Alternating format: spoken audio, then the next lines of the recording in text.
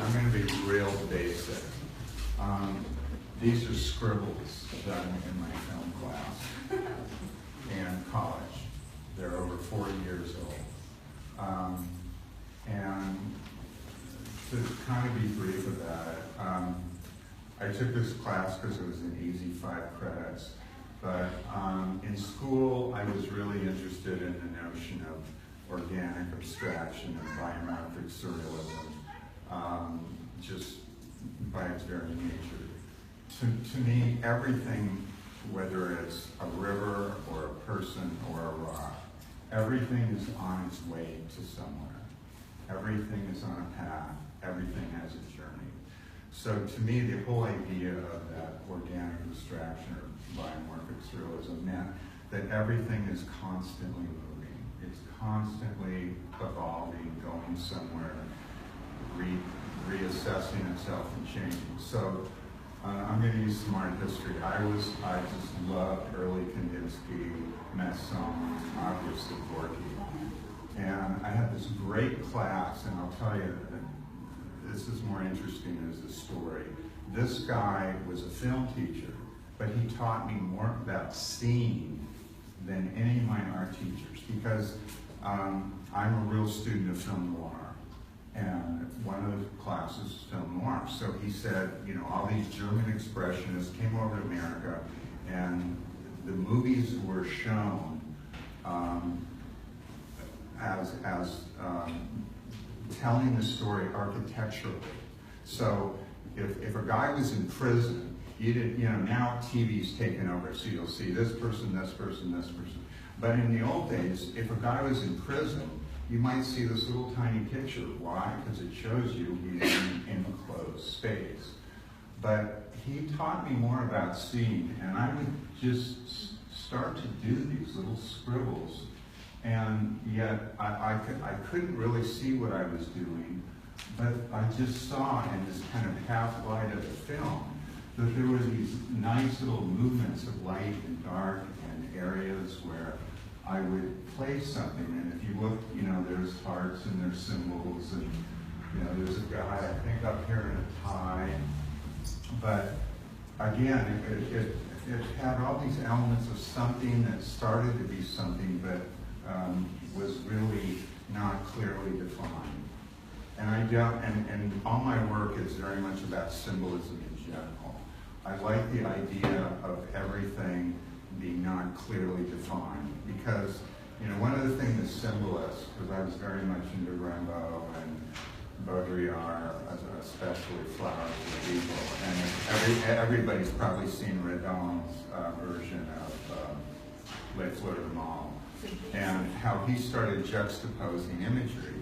And one of the things about symbolism that I found so profound was that they said, you know, this is a French movement of the late 19th century, obviously.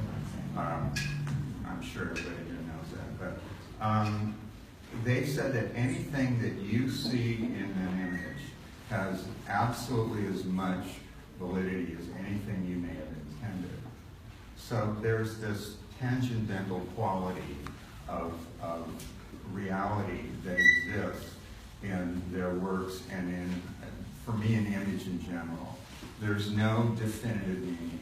And when I see so much of this didactic, really just so PC, or we're talking about these guys earlier, deconstruction, or, you know, this Foucault, Baudrillard earlier, it almost like takes something away from that pure quality of what art can really be, the just magic of it.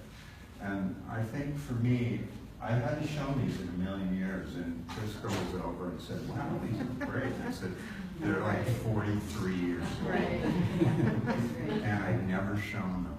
And I would just sit there listening to this film guy talk, and I would just kind of doodle these little things. There's another row around the corner. But they just have this little magic quality. And Peggy and I have been talking for years about this show, trying to do something about trace and what's this magical quality of making art. Val kind of discussed it as well. It's just, I think it's kind of innate in our nature. One of the things I do in my regular work is I'm very much involved with symbolism. Symbolism has like a lexicon or a nomenclature. I kind of invent this whole language. And it actually has a meaning, and I can actually read it, although nobody else can. But it's just, when you take symbols and you realize how significant they are, and how, you know, banners of the world have marched under the cross or the swastika or God knows what, and yet they have different meanings in all these different cultures. You know, the swastika goes back to ancient India, and I have a Navajo bracelet with it. So just the idea of symbolism in general is very important to me. But this is kind of an early incarnation of me, where I was really just involved in that idea of everything kind of in a state of flux. And, you know, it's funny, because then they turn the lights on in film class, and I go, wow, that's pretty good. And I would, you know, embellish a little bit. I might erase a little area, because you have that innate sense of composition, everybody does, where they just, you know, I can't tell you why I want to erase a certain area, but your brain just says, well, you got to take that area out and do something else. And gee, when I erase this area, I put another mark, and it just makes sense. And I think that's true with artists in general. Just whatever stuff you're made of, you come up with your own lexicon, your own sensibility, and it makes perfect sense to you. And so you do it. And so I was really happy when Krista said, you know, boy, I really love the shows. And the only other thing I was going to say is that, you know, obviously it'd be really easy to show these in a line. But I just thought, you know, maybe it's kind of cool to show them as like a still. And it has nothing to do with Barnett Newman. And I know some of them are hard to see, but I just thought the idea of them as a zip, and like this sensibility of it just being this one-shot thing, although they are all meant to be different, just kind of held some significance for me. And again, it's nothing I can say exactly why. I think for artists in general, ideas, you know, if you really want to get into it, then I'll shut up. I did these performances in Shanghai in 2010, and this guy who was interesting, he really knew nothing about art, but he asked really significant questions. And one of the things he said is, what comes first, the idea or the canvas? Either. Well, for me, it's canvas. Yeah. It's the idea of just making a mark, just starting, and then something else happens. You know, Jasper John said it, do something else to it, and do something else to it. And I think for me, that's just vitally important. And that's kind of how I've always worked. I just start, and the ideas just come. But, you know, it's the process that I think is so important in terms of how you really just get engaged with where you're going. I mean, yeah, sometimes I have little vignettes, but invariably it's like, gee, I wanted the painting to go here, and it just said go here. And that's just how it works. Ford, you know what you did discuss too about this that I love is the implosion and explosion of the symbols. They're like there's like a firecracker in there that makes them go all out, and that's terrific. It's just not only beautiful drawings, but it has such great movement that it's almost like an Well, I explosion. should tell you, I always just thought, how the hell did I do these? I couldn't do these now. I wouldn't have a clue how to start drawing, because I don't draw like this now. Do you think when you were talking about those, when you were within the context of school, that you were influenced by space, and what the film teacher did is introduced you to time? All of that. This guy, I wish I could find him, because he just taught me how to see.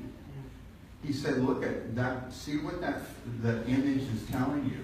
It doesn't matter. In other words, with really great directors, a masterpiece is Polanski's Chinatown. The whole bloody movie tells you what's going on. You don't need dialogue. if you pay attention to how he structures the scenes, how he uses the color yellow, and what yellow means in Chinatown, it means death. You know, and just these, Polanski has 4 themes that he tells a story in Chinatown. It's really one of the greatest films of all time. I wrote my term paper as a color film noir. But there's so much in terms of how he sets up the structure of the scene. It tells a story. And that's what was fascinating, because I never looked at a movie that way. So I just looked at it. I started looking at everything, you know. We all look at oil, you know, and oil makes those beautiful patterns on the water, and when it hasn't rained for a while, and you're all fascinated. I mean, artists can't help but just see little things anywhere. I mean, I think almost every artist I know, you know, when they rip the billboards apart, right? How bloody cruel they are. It's just kind of go, gee, I wish I could do something good. You know, and they're just because they're ripping out whatever they can. Like stores when they're empty stores. Yeah. You know? So like that looks like. So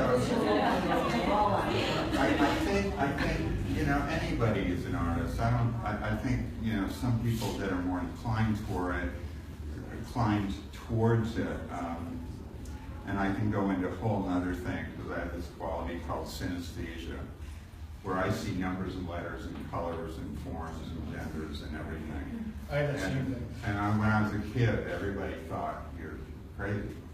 You know, I said, no, I'm not going to go there. That's a bad letter or a bad word or name. But I just think artists, in general, although I think anybody can be, just they find their own way of looking at something and trying to make sense of it and do something visually with it. We're talking about doing something here maybe in a couple months where I'm going to try to paint this whole wall. The performances I've done in other cities, I just did them kind of improv. But I'm going to do this whole wall blind. Oh, that's And I'm going to try to just take all the other senses and the sensibilities that I have and just see, because I do little drawings blind all the time, and they're just remarkable. I just thought, gee, I wish I could draw that well if I was thinking about it. You know, if I was trying to do this. But when I draw something and I'm just thinking about something or I'm feeling something, they have so much more integrity just from again, that quixotic element that makes a work of art wonderful. And so I've been experimenting on a bigger scale. The idea is just to use all your other senses to create a visual medium, a visual product, but not using that sense. So it's